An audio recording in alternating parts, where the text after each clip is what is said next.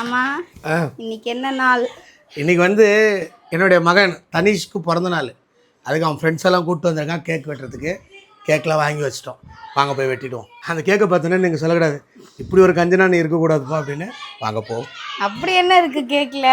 அப்படிதான் கடைக்காரர் என்னை பார்த்தாரு. ஆனால் உன்ன மாதிரி ஒரு அளவு பார்க்கலான்ட்டாரு. வாங்க பார்ப்போம். இதுதான் சொன்னேன். ஏன்னா நமக்கு ஒரு 5 lakhs சப்ஸ்கிரைபர் வந்து யூடியூப்பில் வந்திருக்காங்க. அதுக்கு கேக் வெட்டணும். நாங்கள் கூடவே என் பையனுக்கு பிறந்த நாள் ரெண்டுத்தையும் சேர்த்து எழுதுப்பானேன்.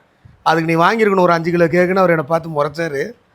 ஆனால் இது 1 கிலோ கேக் மேலே எழுதிட்டு வந்துட்டோம். Happy birthday to you. Happy birthday. வெடிக்கலாம்ல?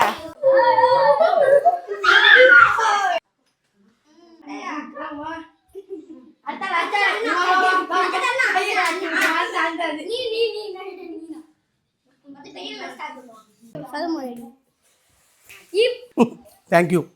Happy birthday. சரி சரி பிரிச்சு பாக்குறேன். பிரிச்சு நான் தேங்க்யூ. ரிமோட் கோ பிரிச்சிட்டோம். அப்புறம் இருக்கா எல்லாருமே gift கொடுத்தாங்க. எங்கள் அப்பா மட்டும் gift கொடுக்கல. அப்படியே ஓட்டார். வாங்க பார்ப்போம்.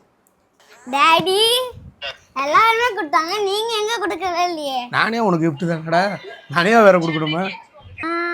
என்ன அந்த கேட்டேன்? பீச்லாம் ஒரு கார் ஓட்டுவாங்களே. ஆமாம் அந்த கார் கேட்டேன். அந்த கார் 15,000டா. ம் அப்பா இப்போ ஒரு கார் வாங்கி கொடுக்குறேன். பொம்மை காரன்னு வச்சுக்க. மிஞ்சி போனால் ஒரு வாரத்தில் உடச்சிடுவேன். 15,000 ரூபாயும் போயிடும். பேசாமல் நான் ஒன்று பண்ணுறேன். உனக்கு ஒரு 15,000 வேல்யூவான கிஃப்ட் தரேன். அதை நீ சேர்த்து வச்சுக்கிட்டே வா. 18 வருஷம் உனக்கு ஒரிஜினலாக கார் ஓட்டுற வயசு வந்தோடனே நீ ஒரிஜினல் காரே வாங்கிடலாம். 10 லட்சம் ரூபாய் சேர்ந்துருவான். அந்த மாதிரியான ஒரு கிஃப்ட்டு தான் தனிஷ்க்கு தரப்போகிறோம். டப்பா ரொம்ப பெருசாக இருக்கா. இது பார்த்திங்கன்னா 1 கிராம் கோல்டு காயின். ஒரு பர்த்டேக்கும் அடுத்து 2 கிராம் அடுத்து 3 கிராம்னு அப்பா வாங்கி தரேன். ஓகே. இந்த காயினை நீ 18 இயர்ஸ்க்குள்ளே எவ்வளோ சேர்க்குறியோ சேர்த்துரு. அப்புறம் ஒரிஜினலாக உனக்கு கார் ஓட்டுற வயசு வந்த உடனே உனக்கு ரியல் காரே நான் வாங்கி கொடுத்துட்றேன். அப்படி இல்லை அப்படின்னா நீ எது விருப்பப்படுறியோ அதை படிச்சுக்கலாம். இதெல்லாம் சேர்த்து வச்சு. Okay okay.